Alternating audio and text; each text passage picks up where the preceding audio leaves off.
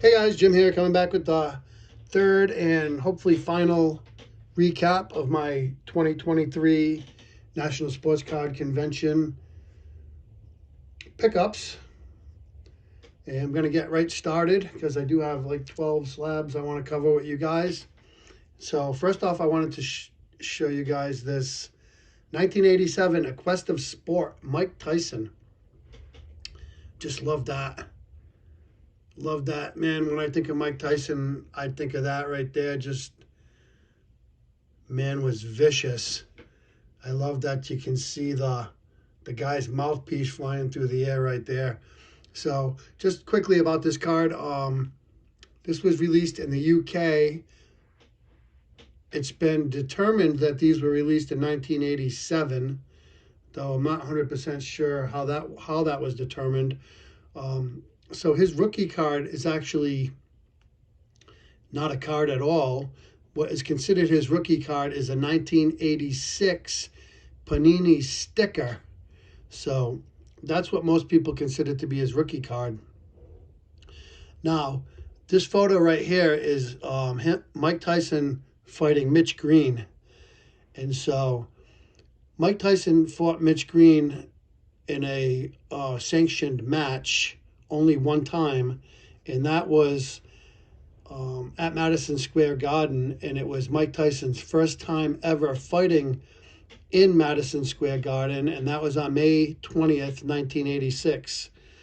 The photo that is on the 1986 Panini sticker shows Mike Tyson being interviewed, and the microphone that they're interviewing with him is a Madison Square Garden microphone.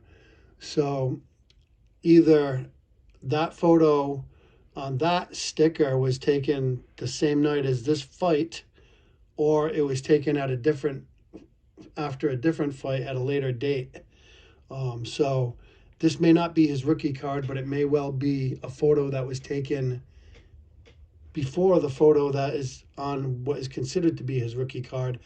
And by the way, I say Tyson only fought Mitch Green one time in a sanctioned match because Mitch Green and Mike Tyson had a street brawl where Mike Tyson actually broke his hand, and he thought he killed Mitch Green. He beat him pretty good. Mitch Green was a tough guy. He was the leader of the Bloods street gang in New York City, and he was a pretty tough guy. And Tyson was shopping for clothes or something at like 1 o'clock in the morning, and I guess Mitch Green didn't like that Tyson was in his territory, so they had a confrontation and they had a very famous street brawl. So there's that card. Just big, huge Mike Tyson fan, so just happy to have that in the collection. Next, I did have the opportunity to beef up my Carl Yastrzemski collection, 1963 Flair. Added this one, needed that one for the set run. Happy to get that. And I got some oddball Yastrzemski stuff here as well.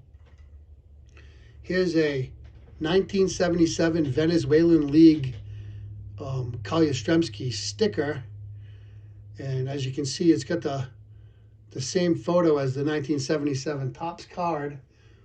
Obviously, the print is much different. And these are very tough. There's only been 25 of these graded in total, and even though this is a 2, there's only been 5 graded higher. So this is a tough one to get, and I was very happy to have been able to add that one to the Yastrzemski collection. Next, I've got the 1964 Wheaties stamps. It's a great looking card. Well, technically it's a stamp. These were designed to.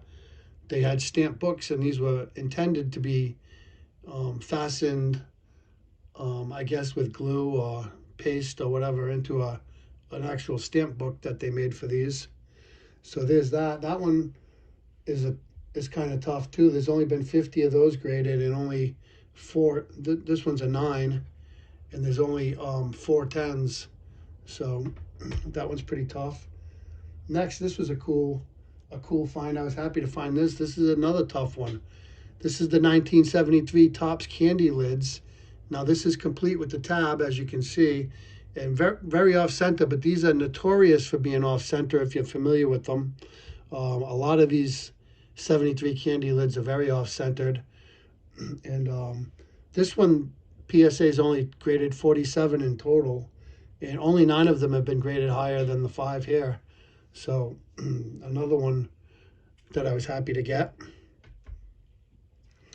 And lastly, I added these 1971 Dell team stamps, today's All-Stars. And man, look at that, Gem Mint 10 on a 1971 stamp. That's really awesome. And I love that photo there with the Yaz at the plate, a crowd in the background. Just really awesome. These are a little bit more common. There's PSA's graded 124 of these.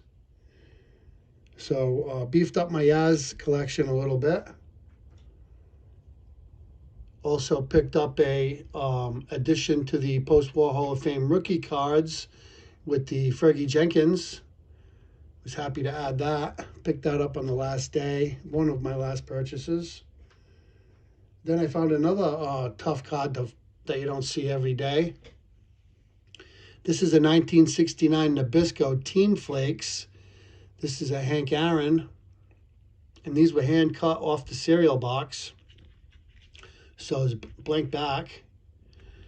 But just I had never seen these before, but just a great image. Look at that beautiful image there of Hank Aaron.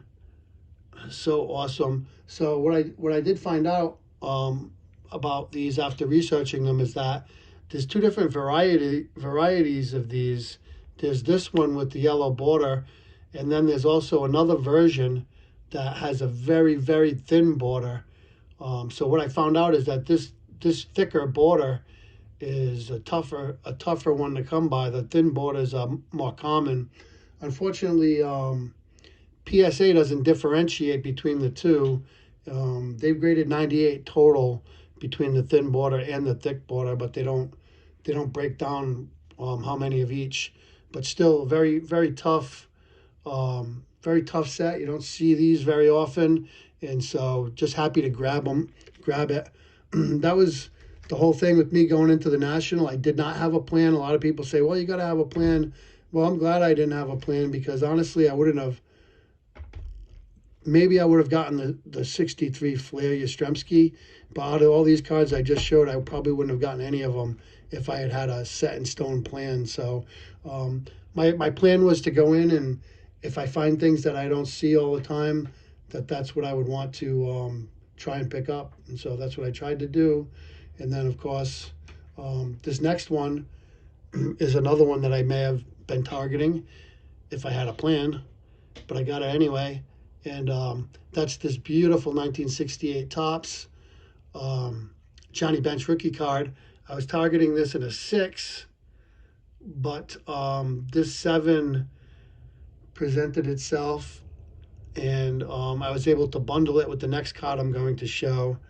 And so we put the two cards together, and I got a good price off the dealer, and so ended up getting this card in a 7 instead of the 6 that I was looking for.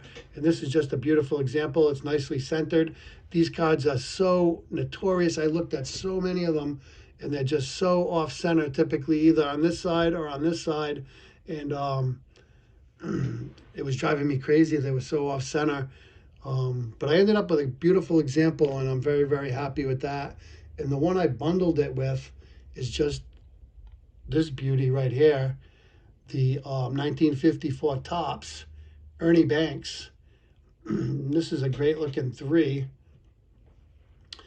It's cut a little short up top here, like many of the 54s are.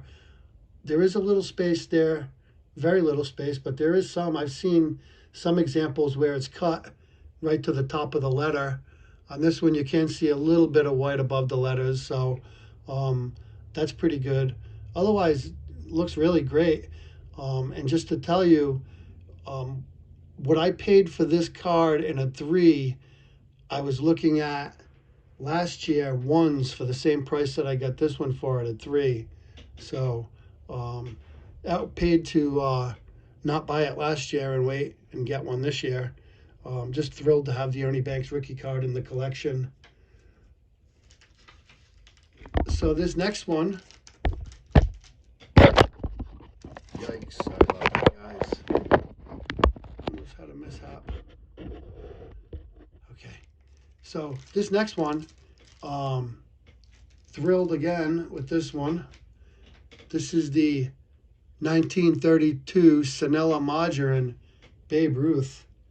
And I have been kicking the tires on this car for a couple of years now.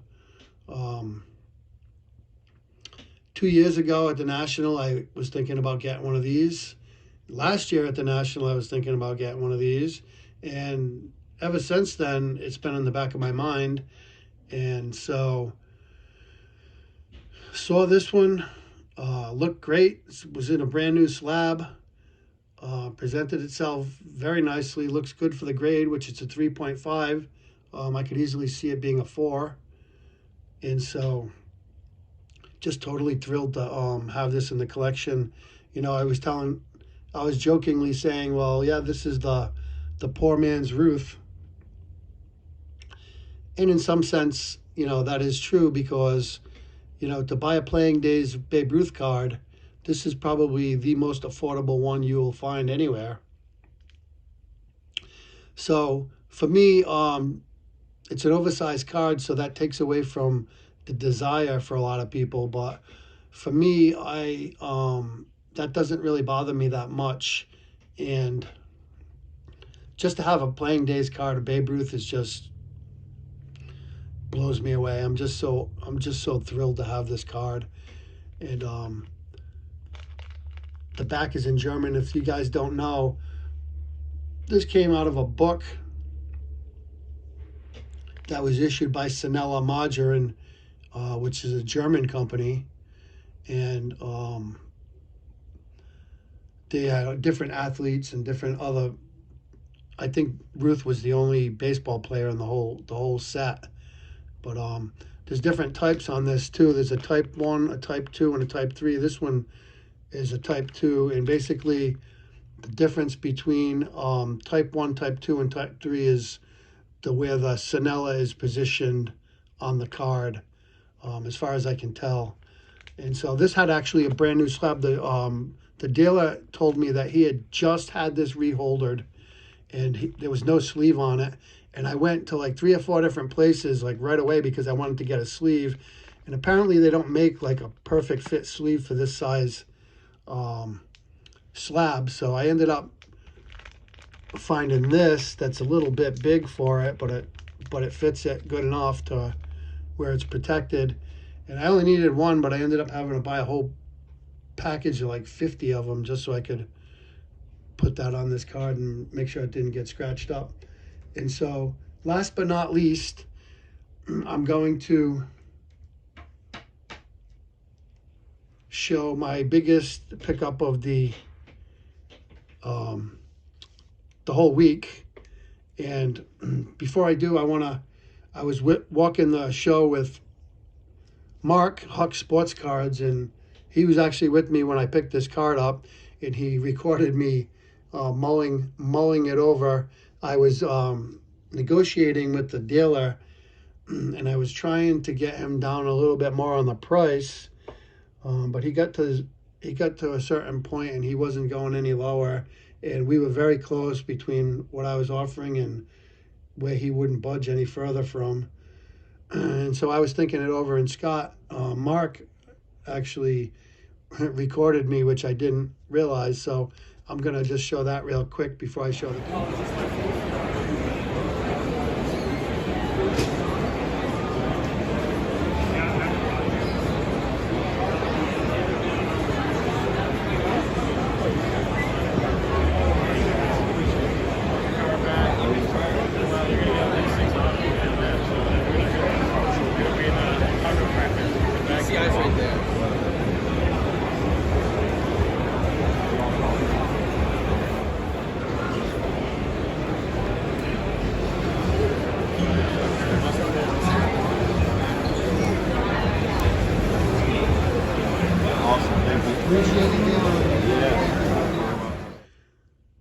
Okay, so here's the card. It's a 1911 T205 gold border Christy Matheson. It is just absolutely beautiful. If you're familiar at all with these cards, you know that they're notorious for chipping around the gold edges. This one has very minimal chipping. It's just an absolutely gorgeous card. I'm just totally in love with this card right now.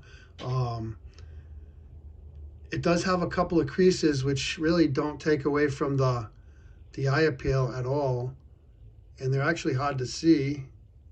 There's a crease through this corner over here that's tough to see, and I think there's another little crease down on the bottom corner over here, but I don't care one bit about that.